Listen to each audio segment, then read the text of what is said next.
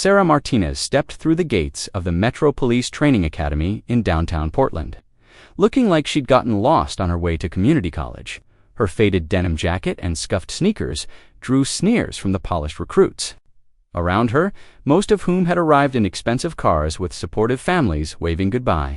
While other cadets compared their criminal justice degrees and internship experiences, Sarah clutched a worn backpack that contained everything she owned. Her quiet presence as unremarkable as her thrift store appearance. The morning sun cast long shadows across the academy courtyard as buses and personal vehicles dropped off the newest class of police recruits.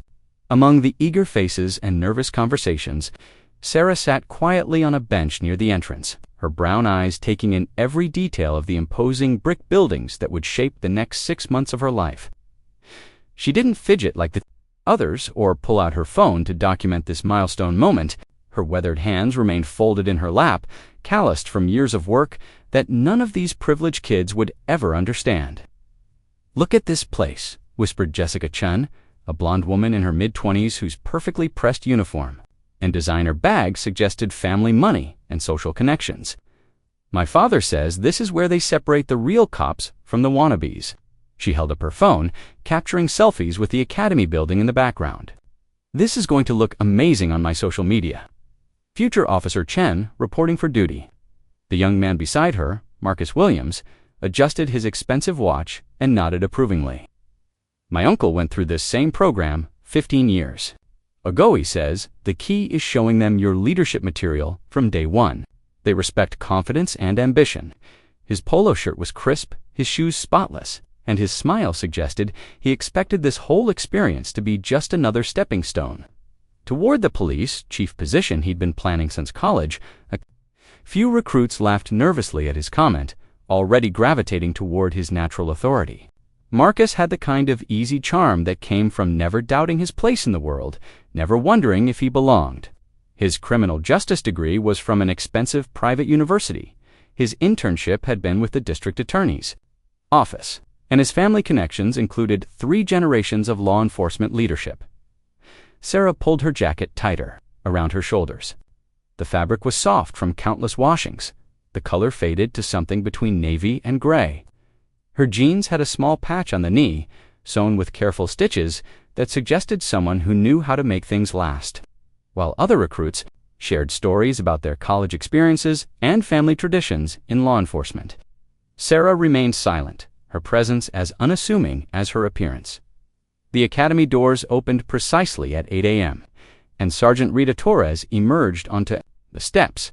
Her uniform was immaculate, her posture rigid, and her expression carried the kind of authority that comes from 20 years of street experience and 5 years of training new officers.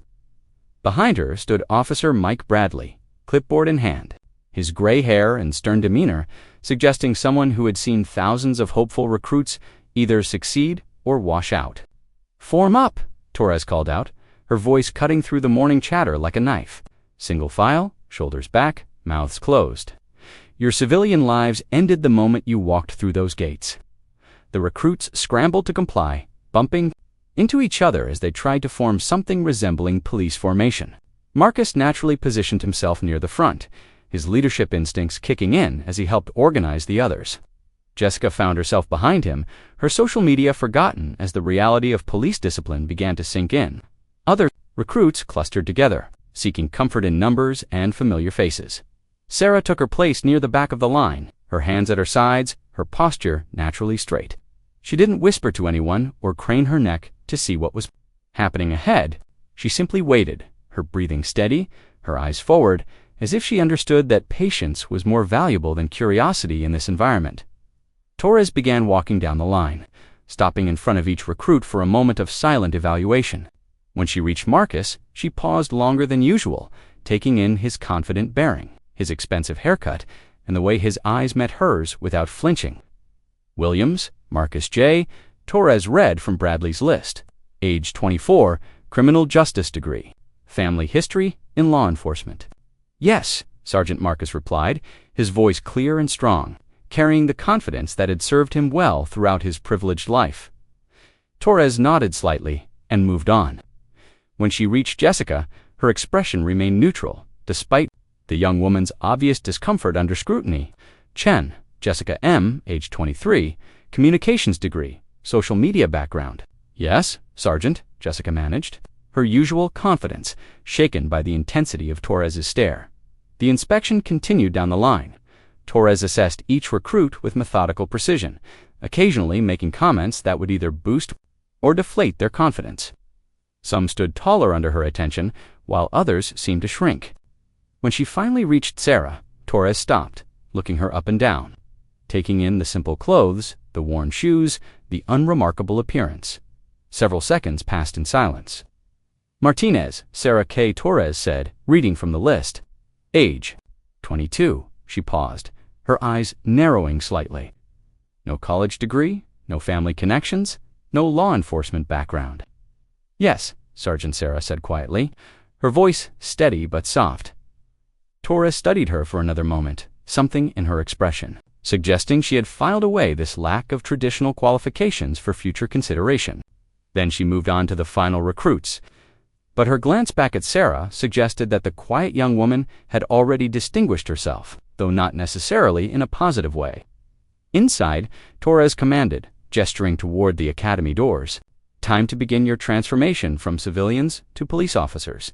Some of you will succeed. Others will be crying to their parents before the week is out. As the group filed into the building, Marcus fell into step beside a tall, athletic recruit named David Powell. Looks like we're in for quite a ride, Marcus said with a grin that didn't quite hide his nervousness. David laughed, unconsciously flexing his shoulders. Good thing I've been preparing for this my whole life. Football team, martial arts, security, work. These instructors don't know what they're dealing with. Behind them, Jessica was already bonding with a group of female recruits, her natural charisma helping her establish a social circle despite her earlier nervousness. I mean, how hard can it be, right? She said with a laugh that carried just a hint of uncertainty. It's just police training. People do this all the time. Sarah walked alone, observing the conversations around her, but not participating. She noticed how quickly alliances were forming, how the recruits were already dividing into leaders and followers, confident and insecure. It was a dynamic she had seen before in other places, other times, though she kept those observations too. Herself, the academy buzzed with activity as recruits were processed through various stations. Medical checks, paperwork verification, equipment issue, and orientation briefings created controlled chaos that left most of the new arrivals feeling overwhelmed. The staff moved with practiced efficiency, treating each recruit as another number. In an endless stream of young people seeking to join law enforcement at the equipment station, a gruff quartermaster named Rodriguez handed out uniforms and basic gear with minimal enthusiasm. When Marcus approached, Rodriguez looked him over approvingly. "This one looks like he can handle real equipment," Rodriguez commented to his assistant. He handed Marcus a complete set of properly fitted gear, including a high-quality duty belt and well-maintained boots. When Jessica's turn came, Rodriguez was polite but businesslike, ensuring she received appropriate equipment without any special consideration. The same professional treatment was extended to most recruits based on their standard measurements and basic requirements. Then Sarah stepped up to the counter. Rodriguez looked her over, his expression shifting to something between irritation and dismissal. "What size?" he asked curtly. "Medium," Sarah replied simply. Rodriguez tossed a uniform across the counter without checking the sizes carefully. The shirt was clearly too large, the pants too long. When she reached for boots, he grabbed a pair from the reject pile, scuffed and worn, with loose laces that had been repaired multiple times. "These will do," he said dismissively. Next, Sarah gathered the ill-fitting gear without complaint, her expression unchanged. As she walked away, she heard Rodriguez mutter to his assistant, "That one won't last a week. Waste of good equipment." The orientation briefing took place. In a large auditorium filled with hard plastic chairs, Chief Patricia Anderson, a stern woman in her mid-40s with steel-gray hair and eyes that missed nothing, stood at the front of the room. Her uniform was immaculate, her bearing suggesting decades of law enforcement experience and hard-earned respect. "Ladies and gentlemen," Anderson began, her voice carrying easily to the back of the room without amplification. "You are no longer civilians. From this moment forward, you will be expected to meet the standards of professional law enforcement. Some of you think you know what that means. You are wrong." She paused, letting her words sink in. "Over the next 6 months, you will be tested physically, mentally, and emotionally. You will discover things about yourselves you never knew existed. Some of those discoveries will be pleasant. Others will not." Anderson's eyes swept the room, briefly meeting the gaze of several recruits. When she looked at Sarah, there was a moment of assessment, as if she too had noticed something that didn't quite fit the typical recruit profile. "Law enforcement does not care about your family's money," Anderson continued. "It does not care about your social media following or your college achievements. It cares about your character, your dedication, and your ability to serve and protect citizens under the most challenging circumstances imaginable." Marcus straightened in his seat, taking this as a personal challenge. Jessica shifted uncomfortably, suddenly aware that her carefully curated online persona meant nothing in this environment. Other recruits had similar reactions, some energized by the challenge, others intimidated by its scope. Sarah listened without visible reaction, her hands folded in her lap, her breathing steady. Something in her stillness suggested this wasn't the first time she had heard such words, though from whom and when remained her secret. As the ceremony concluded and recruits prepared to depart for their assigned dormitories, this wasn't summer camp or college orientation. This was the beginning of something that would fundamentally change who they were and how they saw the world around them. The quiet girl in ill-fitting gear had arrived at the Metro Police Training Academy carrying secrets that none of her fellow recruits could imagine.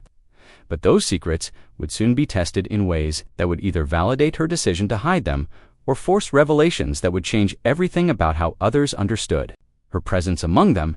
Tomorrow would bring their first real test, and Sarah Martinez would discover whether her carefully maintained facade could survive the scrutiny of professional law enforcement training. Alarm shrieked at 0500 hours, cutting through sleep like a blade. Before most recruits could process what was happening, Sergeant Torres burst through the dormitory doors, her voice thundering across the room like a storm breaking over calm water. Up. Chaos erupted as 30 bodies tumbled from bunks, crashed into each other, and scrambled for uniforms in the dim emergency lighting. Marcus shot upright, his athletic reflexes serving him well as he grabbed his gear. Jessica yelped as she nearly fell off her top bunk. Her usual morning routine of careful makeup application now a luxury of the past. David was already pulling on his boots, his football training having conditioned him for quick responses. "Move it, people," he called out, adopting Torres's authoritative tone. "Time's wasting." In the chaos, several recruits couldn't find pieces of their uniforms. Of panic welled in his eyes. A sturdy woman named Lisa Evans helped him look, while struggling to secure her own equipment with shaking fingers. Sarah rose from her bunk with fluid motion, as if she had been awake long before the alarm sounded. Her movements were economical and precise. Uniform on boots, laced gear secured, all completed while others were still fumbling for socks. She was dressed and ready with 90 seconds to spare, standing quietly by her bunk as the frenzy continued. Around her, 3 minutes, Torres bellowed from the doorway. The scrambling intensified. With 30 seconds remaining, the last few stragglers burst from the dormitory and attempted to form something resembling police formation. They stood in rough lines, swaying slightly, breathing hard, uniforms askew. Most looked like they had been dressed by a tornado. Torres emerged and surveyed the disaster before her with the expression of someone examining roadkill. "Pathetic," she said simply. "Absolutely pathetic." She walked down the ranks, noting each violation of uniform standards. Untucked shirts, misaligned belts, unlaced boots, improperly secured equipment. When she reached Sarah, she paused. Her uniform was properly aligned, her boots correctly laced, her gear properly secured. Torres made no comment but marked something on her clipboard. "Physical training begins now," Torres announced. "Follow me to the PT field. Try not to embarrass yourselves more than you already have." The run to the physical training area was brutal. What Torres called a light jog felt like a sprint to most recruits. Marcus, relying on his college athletics background, managed to stay near the front of the group. Red with exertion, Jessica struggled after the first 100 yards. Her social media lifestyle having provided limited cardiovascular preparation, she gasped for air while trying to keep up, her perfect ponytail now a sweaty mess. By maintaining a steady rhythm, cross-country running had apparently been his high school sport. Sarah ran in the middle of the pack, her breathing controlled, her pace steady. She wasn't trying to lead or impress anyone. She simply moved with the efficiency of someone who understood that endurance wasn't about speed, but about sustainability. The PT field contained various exercise equipment that looked suspiciously like instruments of torture disguised as fitness tools. Pull-up bars, rope climbing stations, obstacle course elements, and equipment designed to test every aspect of physical capability. "Welcome to your morning routine for the next 6 months," Torres said, as the group caught their breath. "Every day we'll begin with physical training. Your bodies are soft, weak, undisciplined. We're going to fix that." Officer Bradley stepped forward, carrying a stopwatch. "First assessment, maximum push-ups in 2 minutes. This establishes your baseline. Some of you will surprise yourselves." Immediately, "I'll go first," he said, with the confidence of someone who had been lifting weights since middle school. "Williams, you're up," Bradley said, checking his stopwatch. "Standard position." Marcus dropped into push-up position and began cranking out repetitions with textbook form. His arms moved like pistons, his core tight, his breathing controlled. Time, Bradley called at exactly 2 minutes. Marcus stood, barely winded, and brushed dirt from his hands. *65, Bradley announced, making a note. Several recruits murmured appreciatively. David was next, and his football background showed immediately.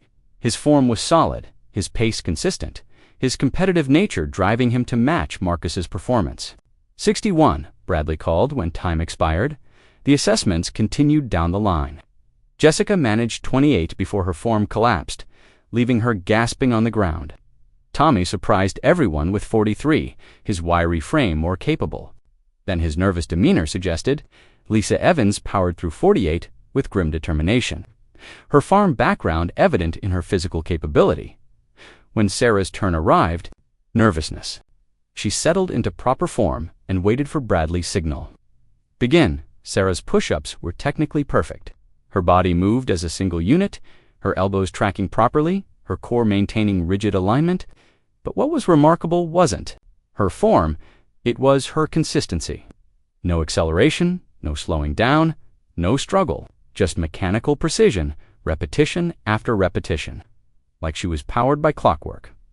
Other recruits gradually stopped their conversations to watch. There was something mesmerizing about her steady rhythm, the way she seemed unaffected by fatigue or effort.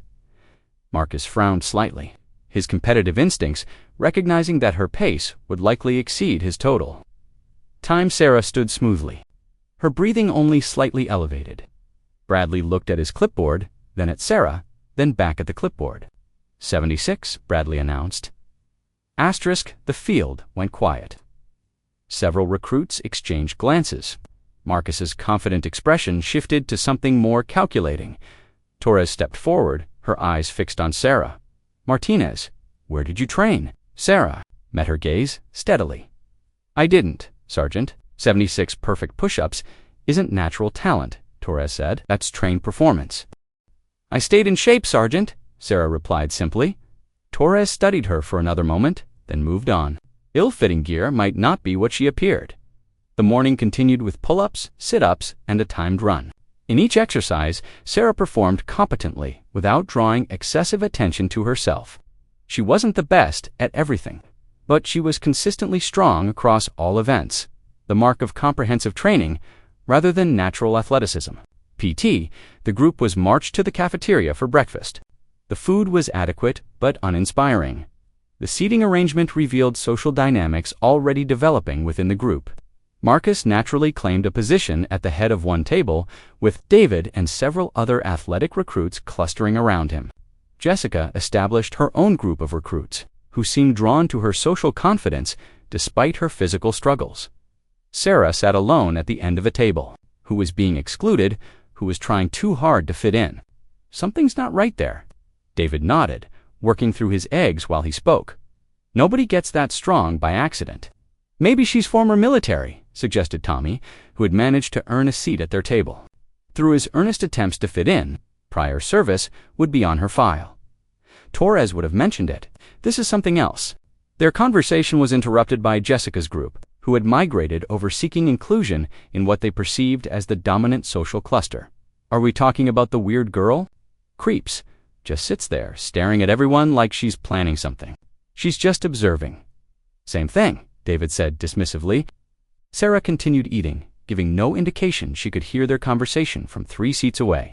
But her posture subtly shifted, not defensively. Taught by Detective Maria Rodriguez, a sharp-eyed woman who had clearly reached her rank through competence rather than connections. Asterisk. Rodriguez began, pacing in front of a wall covered with photographs of officers killed in the line of duty.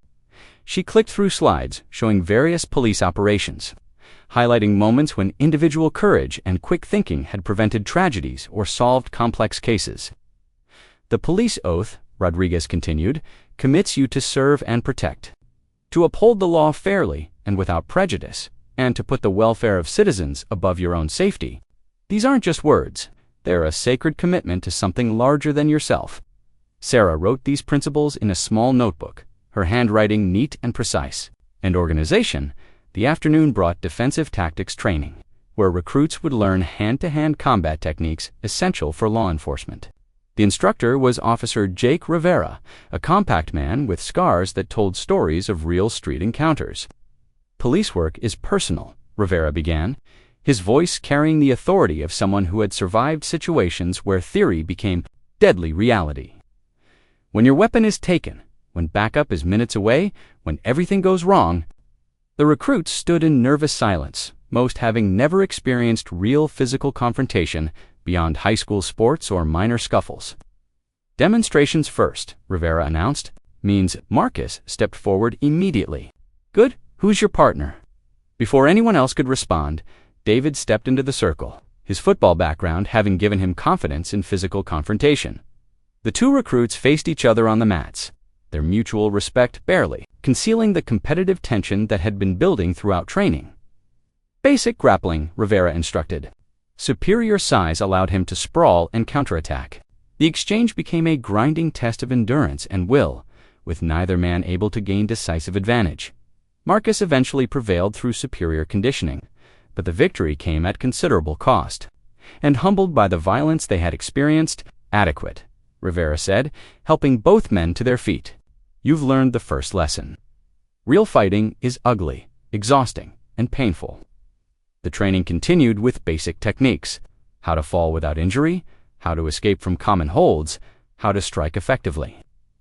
Most recruits struggled with the unfamiliar movements and the psychological challenge of intentional violence. Jessica looked genuinely terrified when her turn came to practice with a partner. Her communications background had provided no preparation for physical confrontation. Aggression, her farm background had taught her to handle difficult situations with physical capability. A solidly built young man who had been performing adequately in most training areas. The pairing seemed designed to test her abilities against superior size and strength. Asterisk basic grappling. Rivera announced, same rules as before. Chris approached the engagement with confidence based on his size advantage and Sarah's unremarkable appearance. His initial attack was straightforward, a simple attempt to use superior weight and strength to overwhelm his smaller opponent. What happened next was so fast that most observers missed the specific mechanics. Chris found himself airborne, then impacting the mat with stunning force. At the result, his experienced eyes trying to process what he had witnessed. Chris, now aware that he was facing unexpected capability, approached more cautiously. Sarah waited patiently for his attack, then used his momentum against him with a throw that was textbook perfect in its execution. Stop, Rivera commanded, his voice carrying new interest.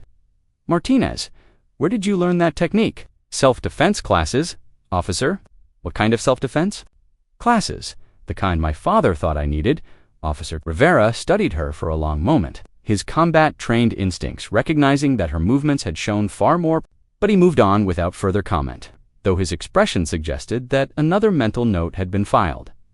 The day concluded with firearms training at the academy's shooting range. The range was a serious environment with concrete barriers, electronic targets, and safety protocols that were explained with deadly earnestness. Detective Rodriguez took charge of the training, her expertise with firearms evident in every aspect of her instruction. "Weapon safety is not negotiable," she began, her voice carrying absolute authority. The recruits received detailed instruction in proper shooting positions, breathing techniques, sight alignment, and trigger control. The complexity was overwhelming for most dozens of small details that had to be coordinated simultaneously. To achieve accuracy, Marcus approached marksmanship with methodical precision. His engineering background helped him understand the mechanical aspects of shooting, and his competitive nature drove him to master the techniques quickly. David struggled with the finesse required for accurate shooting. His football background emphasized strength and aggression, qualities that worked against the steady control needed for marksmanship. His shots scattered widely across the target. Jessica was terrified of the weapons, her fear translating into tense muscles and erratic breathing that made accurate shooting impossible. Her targets showed impact patterns that suggested she was flinching with every shot. When Sarah's turn came, Rodriguez paid particular attention to her setup and form. The previous day's defensive tactics performance had marked her as someone worth watching. Sarah settled into firing position with the same fluid efficiency she had shown in physical training. Her breathing was controlled, her grip consistent.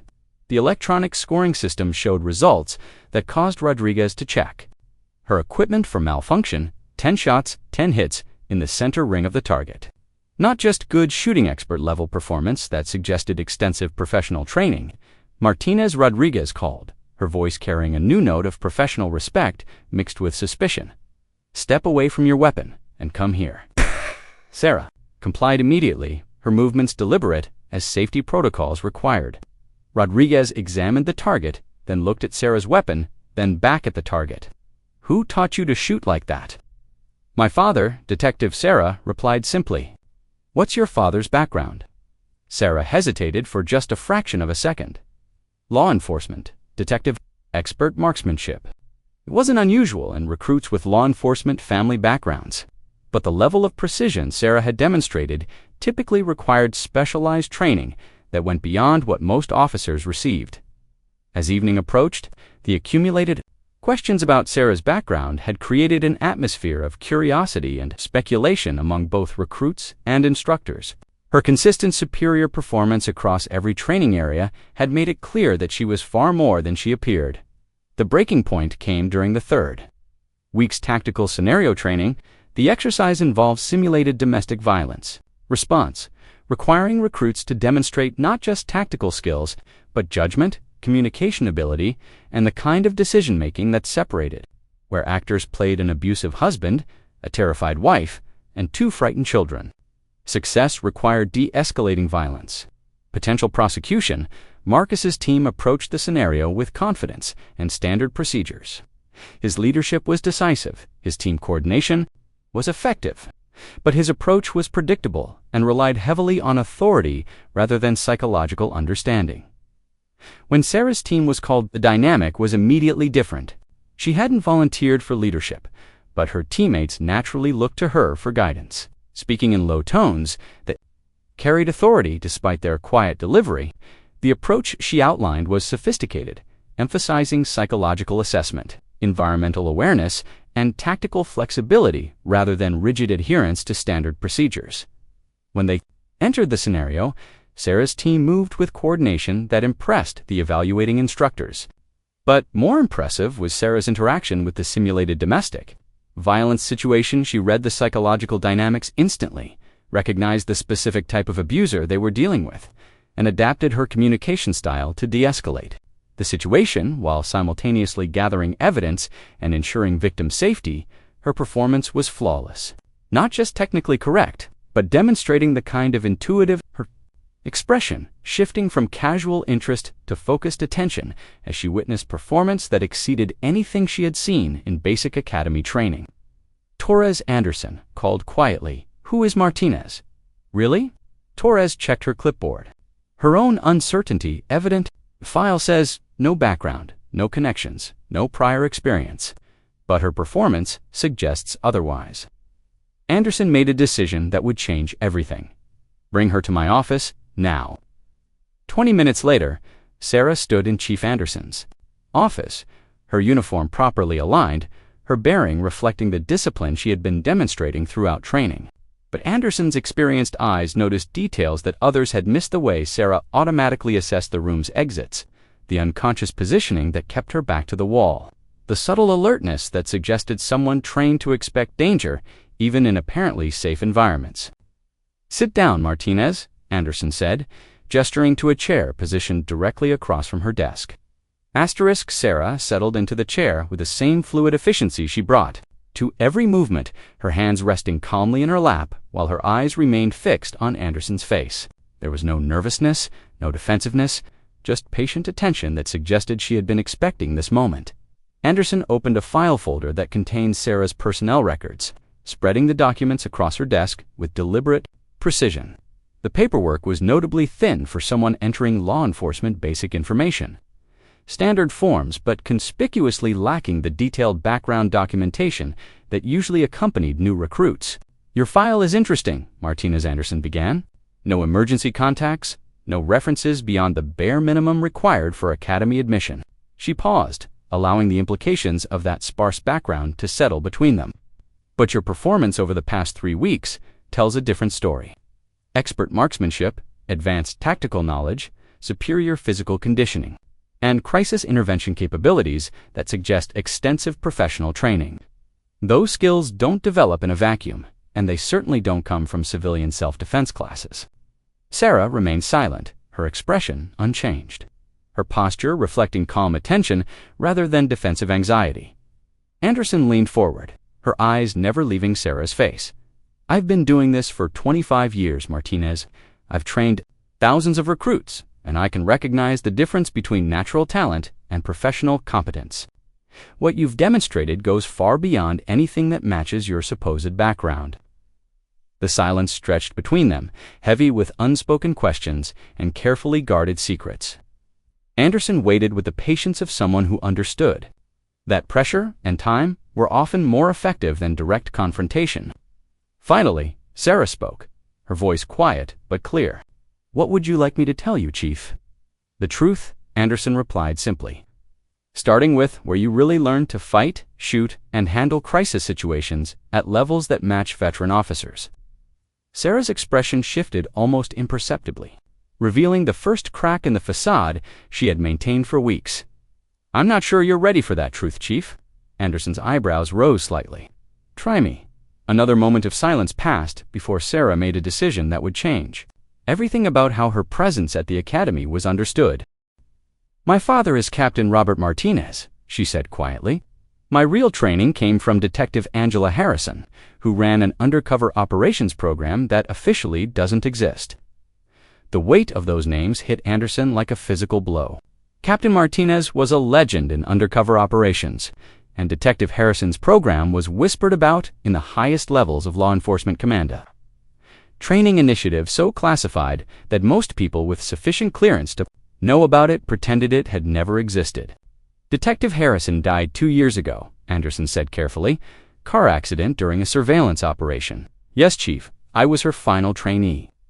Anderson stared at her for a long moment, processing implications that went far beyond anything she had anticipated. "Show me," she said finally. Sarah stood slowly and turned around, her hands moving to lift the back of her uniform shirt. The tattoo revealed was small but unmistakable. Stylized badge surrounded by symbols that marked her as someone who had completed the most demanding undercover training program law enforcement had ever developed. Anderson's reaction was immediate and involuntary. She stood, her body responding to recognition that transcended rank and protocol. The tattoo represented something beyond normal law enforcement hierarchy, acknowledgement of capabilities that existed in a realm most officers never approached. "At ease?" Sarah said quietly, her voice carrying authority that transformed the dynamic between them. "This conversation doesn't leave this room." Anderson slowly resumed her seat, her mind racing through the implications of what she had learned. How long? 4 years of training under Detective Harrison, 2 years since her death. "This is my first time in a regular law enforcement environment. Why here? Why basic academy training when you could walk into any specialized unit and write your own ticket?" Sarah's expression softened slightly, revealing something approaching vulnerability beneath her professional composure. Because I wanted to understand what normal police work felt like. Harrison's program was intense, focused on deep cover operations. I've never been around regular officers, never experienced standard training protocols. I needed to know if I could function in this environment without my specialized background defining every interaction. Anderson nodded slowly, beginning to understand the complexity of Sarah's situation. And instead, you've been demonstrating capabilities that make it obvious you don't belong here. I've been trying to blend in, Sarah said with a slight smile. That suggested she recognized the irony. Apparently, I'm not very good at being ordinary. The conversation was interrupted by a sharp knock on Anderson's office door. Before either woman could respond, the door opened to reveal Marcus Williams, his face flushed with anger and determination. "Chief, I need to speak with you about Martinez," he said, his voice carrying barely controlled rage. "The other recruits are demanding answers about her real background and qualifications." Behind Marcus, several other recruits crowded the doorway: David Powell, Jessica Chen, and others who had aligned themselves with his growing resentment of Sarah's mysterious superiority. Anderson's expression hardened instantly. "Williams, you were not invited to this meeting. Return to your quarters immediately." But Marcus was beyond caring about academy protocol. Weeks of accumulated frustration and wounded pride had driven him to a confrontation that would have consequences he hadn't considered. "No, Chief," he said, stepping fully into the office. "We deserve to know what kind of game she's been playing with all of us. Nobody is that good at everything without specialized training. And if she's been lying about her background, that affects everyone else's evaluations and standings." David pushed forward, his football mentality making him unwilling to back down. "From any confrontation, she's making the rest of us look incompetent because she's competing with advantages she hasn't disclosed. That's not fair competition, and it's not honest police work." Jessica added her voice to the confrontation, her social media instincts recognizing an opportunity to create drama that might shift attention away from her own struggles.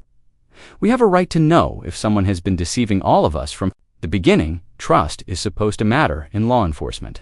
Anderson stood slowly, her command presence filling the room with authority that should have sent the recruits scrambling for the door. But their anger and frustration had pushed them beyond normal respect for academy hierarchy. "You have approximately 10 seconds to remove yourselves from my office before I have you all expelled for insubordination," Anderson said, her voice carrying the kind of cold authority that had commanded respect in actual crisis situations. But Marcus was beyond retreat. "Then expel us, Chief. But first, tell us what Martinez's real story is, because we're not going to keep pretending that her performance is normal or fair." The confrontation had reached a point where backing down was impossible for anyone involved. Anderson realized that the situation had escalated beyond what could be contained through normal disciplinary channels. Sarah stood from her chair, her movement drawing every eye in the room. When she spoke, her voice carried a different quality than anyone had heard before: calm, certain, and absolutely uncompromising. "You want to know who I am?" she said, her eyes moving from face to face among the assembled recruits. "You want to understand why I can do things that seem impossible for someone with my supposed background." She turned slightly, her hands moving, to lift her shirt and expose the tattoo that Anderson had just seen. The small badge, surrounded by classified symbols, was clearly visible to everyone in the room. The reaction was immediate and dramatic. Marcus's face went pale as he recognized that he was confronting something far beyond what he had imagined. David stepped backward involuntarily, his competitive instincts recognizing a level of capability that rendered competition meaningless. Jessica's eyes widened as she realized that her accusations of deception had been directed at someone whose real qualifications were so far beyond anything she could understand. That tattoo represents 4 years of training under Detective Angela Harrison in a program that officially doesn't exist. Sarah continued, her voice remaining calm despite the tension filling the room. "I can do things that seem impossible. Because I've been trained to do things that are impossible, I'm here because I chose to be here, not because I needed to be here." Marcus found his voice, though it carried none of his usual confidence. "Why didn't you tell us? Why let us all think you were just another recruit?" Sarah's expression softened slightly. "Because I wanted to see if I could be just another recruit." I wanted to understand what normal police work felt like, without my background defining every interaction. But that's not fair to the rest of us, David said, his voice carrying confusion rather than anger. We've been competing against someone with advantages we didn't know about. You've been learning from someone with advantages you didn't recognize, Sarah corrected. Every technique I've shared, every suggestion I've made, every time I've helped someone improve their performance, that knowledge came from the best training law enforcement has to offer. You've all benefited from it, whether you realized it or not. The truth of her words was undeniable. Every recruit in the room had improved their performance through interactions with Sarah. Though most hadn't understood the source of her expertise, Anderson stepped forward, reasserting control over the situation that had spiraled beyond normal training protocols. This conversation is classified at the highest levels, she said, her voice carrying absolute authority. Every person in this room is now bound by security obligations that will follow you for the rest of your law enforcement careers. She looked at each recruit individually, ensuring they understood the gravity of what they had learned. Martinez's background and qualifications are matters of operational security. Any discussion of what you've learned tonight with anyone will result in charges that could end your careers before they begin. The weight of official secrecy settled over the room, transforming what had been personal conflict into something approaching national security protocol. Williams Anderson continued, her attention focusing on Marcus. You initiated this confrontation based on assumptions about fairness and competition. You now understand that those assumptions were wrong. Martinez's presence here has made every member of this training class better than they would have been otherwise. Marcus nodded slowly, his competitive instincts gradually being replaced by understanding of what he had actually been experiencing over the past month. The revelation changed everything about how they understood not just Sarah's performance, but the entire experience they had been sharing. She hadn't been competing with them, she had been learning from them while using her capabilities to help them, all improve beyond what they could have achieved otherwise. As the recruits filed out of the office with instructions that emphasized both the classified nature of what they had learned and the expectation that this knowledge would improve rather than complicate their remaining training, Anderson realized that the evening's events had transformed a routine training class into something far more significant. The following weeks brought a transformed dynamic within the academy. Sarah's true background was now known, but the knowledge had created unity rather than division. The recruits understood that they had been privileged to train alongside someone whose capabilities represented the pinnacle of law enforcement excellence. Graduation day arrived with ceremonies that acknowledged not just individual achievements, but the collective accomplishment of a class that had exceeded every performance standard in academy history. Sarah Martinez stood in formation alongside the recruits she had trained with, her presence no longer concealed behind carefully maintained facades, but openly acknowledged as someone whose contributions had elevated everyone around her. Chief Anderson delivered remarks that recognized both their individual achievements and the broader significance of what they had accomplished together. You have demonstrated that excellence is not limited to specialized units or classified programs, Anderson said. You have proven that ordinary people can achieve extraordinary things when they are provided with exceptional instruction and held to standards that challenge their assumptions about their own limitations. As the ceremony concluded, and recruits prepared to depart for their various assignments, Sarah approached Marcus with a kind of respect that reflected genuine appreciation, rather than competitive acknowledgement. Thank you, Marcus said simply, not just for the training, but for showing us what real leadership looks like. Sarah's response revealed the humility that her elite training had somehow preserved rather than eliminated. You taught me things that my specialized training never covered. I understand tactics and procedures and individual skills, but I didn't understand what it meant to be part of a normal police unit until I trained with all of you. The quiet girl in ill-fitting gear who had arrived at the Metro Police Training Academy months earlier departed as an acknowledged leader, whose influence would continue through the officers she had trained and the institutional changes her presence had inspired. Her story proved that excellence could be cultivated rather than simply identified, that leadership could be taught as well as demonstrated, and that some of the most valuable law enforcement training occurred when exceptional individuals chose to share their capabilities rather than simply displaying them. Sarah Martinez's decision to experience conventional police training had created effects that would influence not just the careers of 30 individuals, but law enforcement's understanding of how elite capabilities could be integrated into standard training to produce results that exceeded the sum of their individual parts.